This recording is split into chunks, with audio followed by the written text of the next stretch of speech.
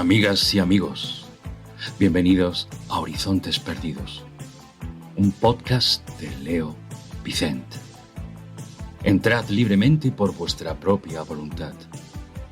Un viaje mágico para recuperar el centro. Sendas a los adentros. Geografía mítica y atlas espiritual para nobles viajeros.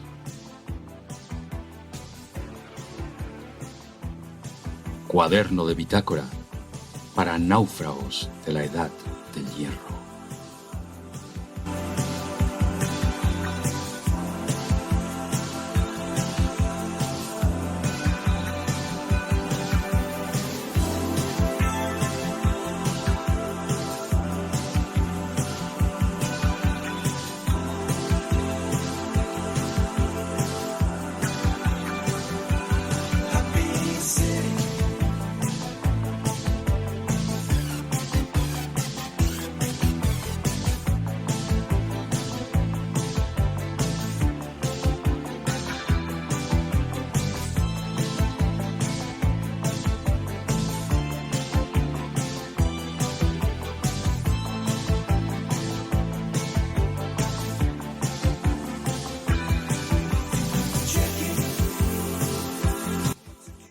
Hola, buenas noches, amigas y amigos, ¿qué tal estáis? ¿Todo bien?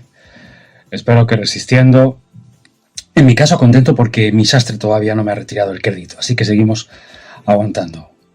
Tengo aquí un email, me anuncia mi amigo Hakim Bey, el anticuario de Estambul, y estoy muy contento, la verdad, que ha aparecido bajo una pescadería de Florencia, junto al Ponte Vecchio, y justo cuando iban a envolver con ella un trozo de pez espada, ¿lo imagináis?, una nueva e inédita página de las vidas de Vasari.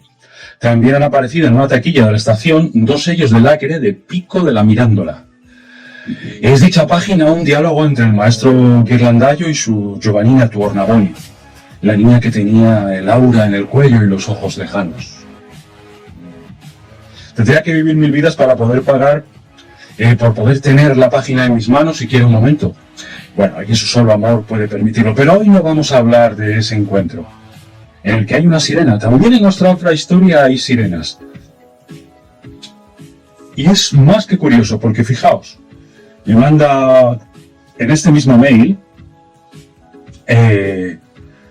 dice que recuerda como si hubiera sucedido ayer, en Timisoara tiene un amigo que se llama George Zamfir, es músico. Y le envió un libro que se llamaba Cartile Popolare Miniate Si Ornate. Era un libro de estampitas, en fin, era un libro, sí tenía cierto valor, eran cuidadosas reproducciones de miniaturas de los siglos XVI y XVII, una edición extraordinaria del XIX, pero ¿cuál sería su sorpresa cuando al ojearla, esto es la parte interesante, cayeron 3 miniaturas deliciosamente pintadas y, aparte de estar ilustradas, pues con unos pequeños textos que narraban historias de la vida de Alejandro Magno, Alejandro Bicorne. Ya sabéis, Alejandro, que viajó hacia la Bactria en busca de las casas de poder. ¿Qué buscaba en la Bactria? Cuando todos separaron, sus tropas separaron, él siguió adelante en busca de aquel, dicen, que está entre 2 mares. Se hizo sepultar con las manos fuera del sepulcro y con el corpus hermeticum en el pecho. ¿Qué buscaba Alejandro? Bueno, pues esas 3 miniaturas en papiro, maravillosamente pintadas, nos narran 3 encuentros poco conocidos de la vida de Alejandro. Uno es el combate con los temibles hombres hormiga, otro es el encuentro con los hombres salvaje, y el tercero nos habla de Alejandro submarino, cuando bajó al fondo del mar en busca de qué. ¿Queréis que os lo cuente? Vamos a echar un vistazo. Acompañadme.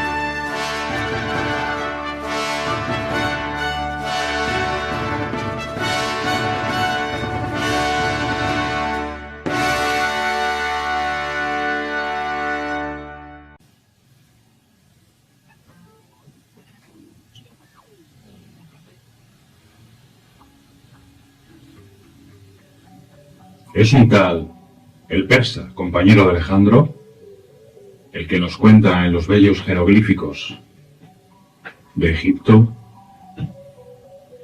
estas historias. El encuentro con los hombres hormiga, que viven en la Capadocia, el Valle de los Hermosos Caballos, en ciudades subterráneas, pero tienen sus lugares de culto en las montañas más altas.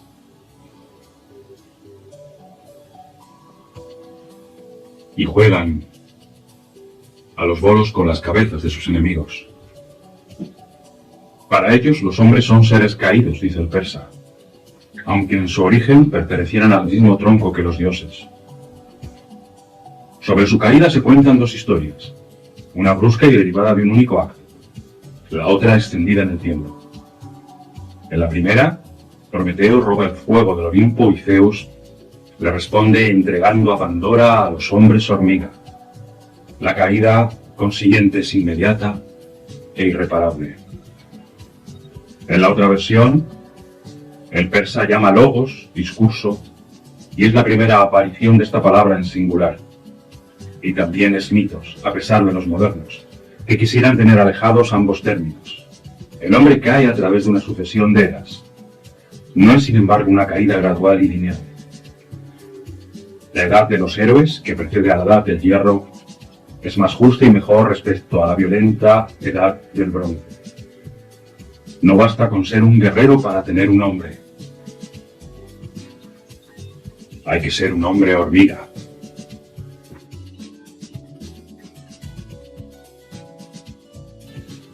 Nos cuenta el persa que Alejandro persiguió a los hombres hormiga 3 días tierra abajo hasta dar con ellos. El segundo viaje es el viaje al fondo del mar. Viaje que hizo Alejandro en un tonel de vidrio. Como es sabido, Alejandro pasó 40 días comiendo carne y embadurnándose con esencias pérsicas, y no pronunció ni una sola vez un nombre de pez. Estas eran graves precauciones para apartarse lo más posible de la fauna piscícola, y una vez sumergido no ser tomado como miembro de ella y no poder regresar. El mago Queotes, que es en la legendaria India alejandrina compañero inseparable del héroe, le enseñó durante 7 noches, sentados ambos en el desierto, sin que hubiera gente en un radio de 9 leguas, el lenguaje de las sirenas. El lenguaje no se puede aprender por gramática ni diccionario. Hay que estudiarlo comenzando por los primeros sonidos, gritos y balbuceos de la sirena infantil y poco a poco, madurando y dominando la lengua hasta lograr el habla cotidiana, como niño que se suelta a hablar y poco a poco se va liberando de tropiezos. Alejandro se vistió de rojo oro y se ciñó con lana empapada en cera virgen, y antes de meterse en el tonel de vidrio, el persa le leyó al mar 24 decretos que redujeron el océano a la calma. Y por fin, en una barca dibujada por Nearcos y construida con 99 maderas diferentes, Alejandro salió a alta mar. Parece que esto fue por el Golfo Pérsico. Y como digo, lanzado en tonel a las aguas, que se apartaron respetuosamente. El mar, atemorizado, dijo: Sikander al-Akbar. Salam.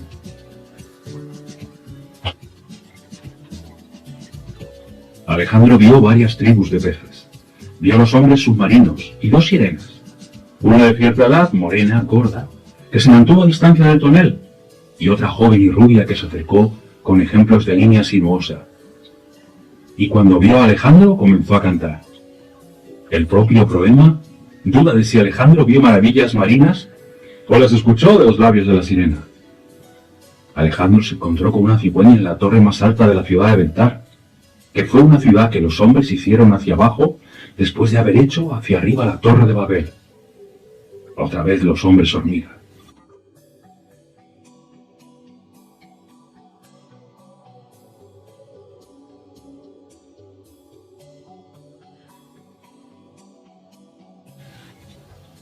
La cigüeña, según le explicó Alejandro, invernaba en las fuentes del Nilo y veraneaba en Bentar. Meses más tarde, Alejandro irá a descubrir las fuentes del gran río de los egipcios, que él creía que comunicaba con todos los océanos interiores y exteriores.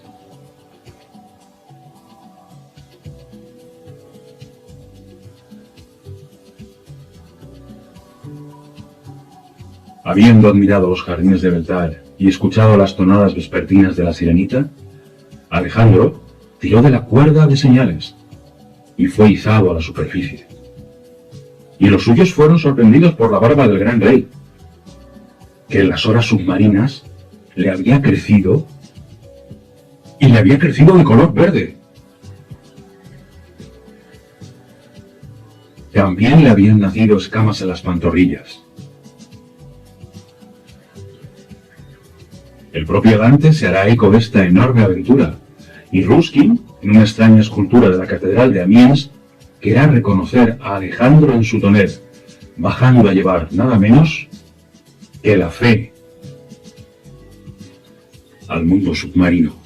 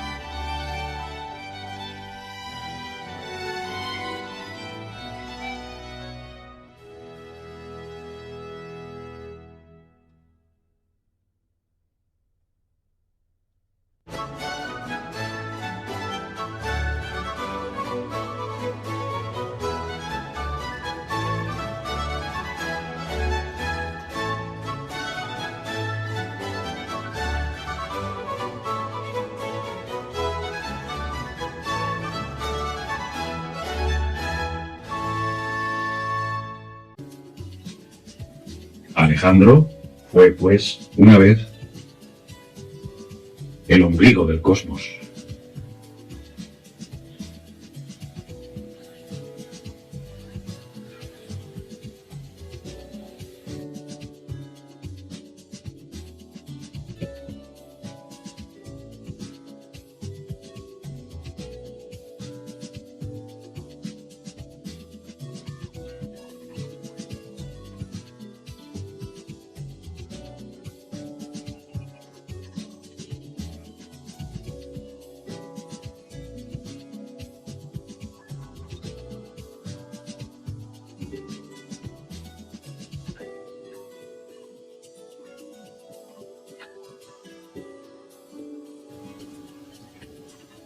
Nos cuenta el persa que Alejandro encontró a Varys viviendo ahí abajo junto al rey del mar. Varys empuñaba en la mano diestra la flecha de oro y volaba por los aires. Volaba por donde quería, aquí y allá. Pero a lo que parece, sus aéreas navegaciones estaban limitadas por el orto y el ocaso del sol. Dondequiera que lo sorprendía la noche, se veía obligado a aterrizar. Hacía entonces fuego y ejercía la piromántica. Eso nos cuenta Alejandro en boca del persa. Predecía irreprochablemente los temblores de tierra y el asesinato de los reyes. Por ejemplo, el de Agamenón. También calmaba las tempestades en el mar y reducía vientos y rayos. Podía llevar en la boca los latines solemnes de las letanías de las campañas. Disipo ventos, fulgura frango. O sea, que era una especie de San Roque entre los griegos. Derrotaba la peste aquí y allá. Libró a la Cedemonia de la pústula pestífera y a Tefas del prurito negro. Y del golondrino. Personaje curioso, este Varys, sin duda.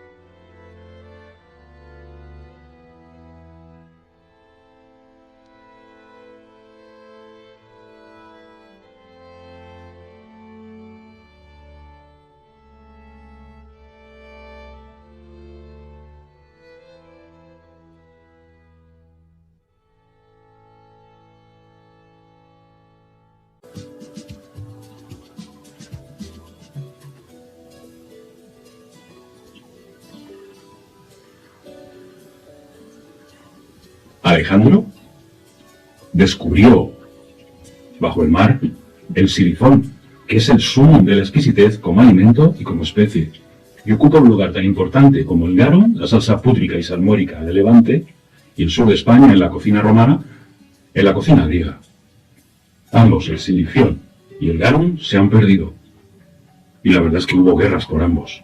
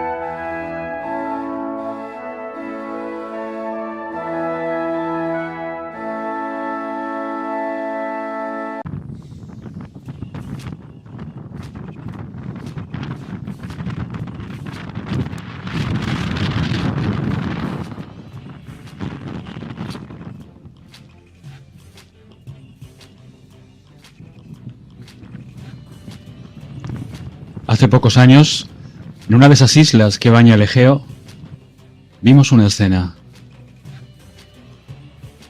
Un padre y un hijo. El padre, marinero sin duda, esa postura de piernas sobre la cubierta del bote que conserva todavía en tierra firme, se había detenido con el hijo, antes de tomar el vapor que había de llevarles, sin duda, a otra isla. En la otra banda, una mujer vendía caramelos, bocadillos y naranjas. El pequeñajo es como Ulises, haciendo provisiones bajo la grave mirada paternal.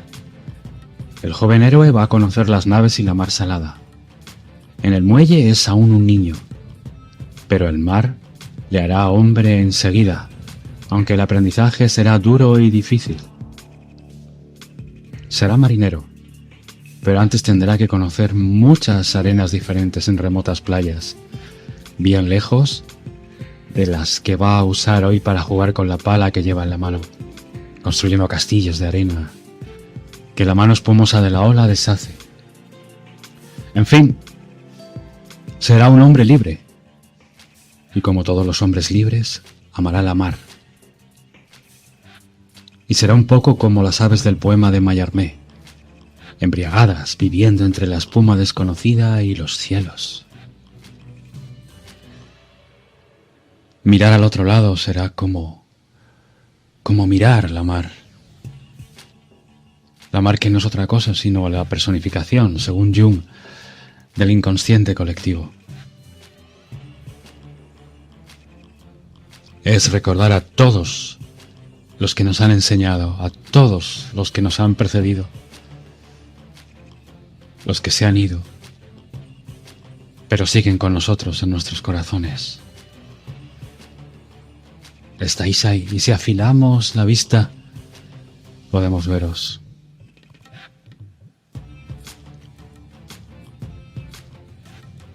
Hace años, como os decía, queridos amigos, para curar a mi hijo de una tosferina grave, me lo llevé al mar.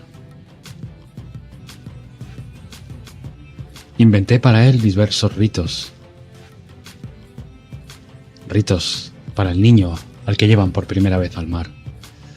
y que iba antes de hacerle probar el agua para que viese lo salada que es, hasta enseñarle a escuchar las conversaciones que se traen entre ellos los vientos, o tras la primera singladura, echar a las olas un limón, por si las corrientes lo llevaban hasta la playa nativa, recordándole con su amargor que la nostalgia puede ser amarga.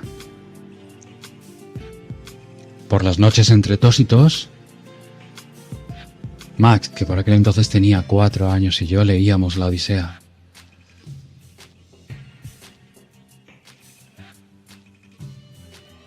Siempre he buscado la ocasión de hablar con viejos marineros. Taza de vino por medio y ante nosotros el Mediterráneo, las ligeras dornas, las más perfectas de las naves menores que haya construido nunca el hombre, y las gaviotas. Muchos contaban de lejanos países, como si hubieran llegado a ellos en una descubierta y todavía no figurasen en las cartas. Unos habían hecho amistad con el mar, pero otros desconfiaban de la enorme bestia. Para unos el mar fuera la gran aventura, mientras que para otros era el trabajo, tan rutinario como el que se hace en una fábrica en tierra firme. Y cuando yo le pregunté a un marinero de Mykonos si había alguna vez encontrado una de aquellas islas navegables que vienen en las historias antiguas de los pueblos ribereños de Occidente, me contestó, con un tono de desencanto, que hubiera complacido a la vez a Ulises y al viejo Sinbad. Ah, ahora el mar está demasiado escrito. El mar y la tierra, amigos. Y por ello las gentes están mirando a los cielos para ver llegar por los aires a gentes de otros mundos, con noticias de nuevos países, donde acaso andan naves bajo las aguas y los peces vuelan, posándose coloreados aquí y allá, en las palmas de los árboles. Si es que hay árboles con palmas en los países extraterrestres.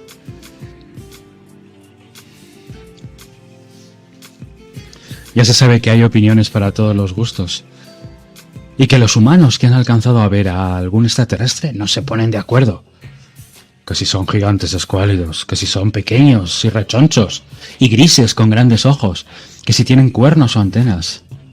Y en el Perú han sido vistos algunos descender de una esfera luminosa que tenía rabo.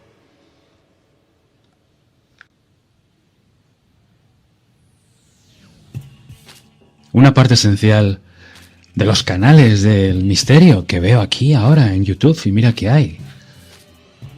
Están muy zumbaos, por cierto. Lo constituye la necesidad humana de países, de planetas desconocidos e islas extrañas.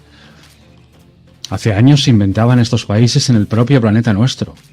Y Etiopía y Guinea eran nombres de comarcas inasequibles, cuyos habitantes tenían la cabeza en el pecho, o 3 piernas.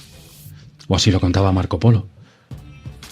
Pero ahora el mapa terrenal está demasiado escrito y ya no hay vacíos. Dibujo a Ulises enfrentándose a los pretendientes, ahora que cada vez se habla menos del monstruo del lago Ness de Escocia, o del abominable hombre de las nieves que, increíblemente, siempre aparecen borrosos en las fotografías. Es que no hay nadie que pueda hacerles una foto bien. Una foto bien nítida, en la que se vea con claridad lo que está delante de nosotros. Todo está clasificado como mariposas en colección de entomólogo o hierbas en el herbolario. Y todo el catálogo antiguo ha quedado reducido a la nada, a un soplo. La naturaleza cada vez comete menos errores, y ninguno de bulto, como el que una generación de peces abandone las aguas y se haga trepadora de árboles, y subida ya a un árbol se ponga a cantar como aves. Por otra parte, como en la historia del gran narrador italiano, Italo Calvino, no faltará el sabio maestro que diga a los que contempla el extraño espectáculo de haberle subido a un árbol y no bajarse: no miréis para allí, es un error. Mirad para acá, mirad para abajo, daos cuenta de lo que se está diciendo la tierra. Y no lo fue, que gracias a él tenemos un ruiseñor y la paloma, la alondra que yo escucho mañanera y la golondrina, y el vencejo que está a punto de llegar de nuevo, y que tanto le era grato a Ulises. En fin, aquí tenemos a Ulises niño dispuesto para salir por vez primera al mar. Un mar pequeño, una ría, quizá, que es un valle de agua entre riberas verdes y rocosos montes. Cuando hace muchos años yo hice esta misma travesía por el mar de los trovadores medievales, todavía tenían las olas la gracia del juego de los delfines. Creo que han vuelto a Venecia. Y esto es de alegrar. Estos amigos del hombre y de las estelas que dejan las naves han vuelto para quedarse. Pero por muy corto que sea el viaje, siempre en el corazón del hombre está la emoción de la llegada. La nave amarra y saltas a tierra. Y eres Ulises, aunque no quieras. Aunque seas un niño. Siempre.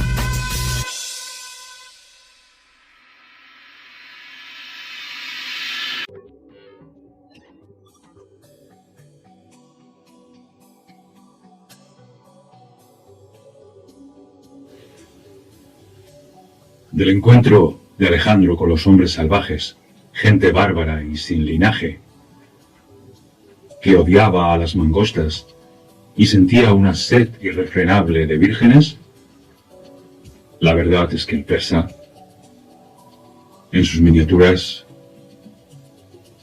nos cuenta más bien poco.